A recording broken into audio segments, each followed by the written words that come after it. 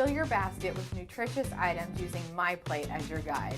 When planning to go to the store, have that plan in place to help you save time, energy, and money. When developing your grocery list, think in terms of meals, not individual items.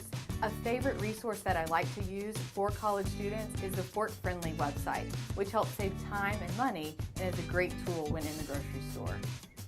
Consider your health costs when shopping and look for the nutrients that you need from the foods that you love. An example here would be Greek yogurt, packed with 12 grams of protein and calcium and potassium, which are all nutrients that we need. Make your plate a MyPlate and find something that's going to nourish both your body and your soul. One of my favorites is a salad in a jar recipe. By layering the dressing at the bottom, packing in vibrant colors of fruits and vegetables, topping it with a lean protein, and grabbing and go out the door for that next study session at the library. So the next time you're thinking about going to the grocery store, have a plan. It'll help you get in and get out and be on your way to a healthy lifestyle.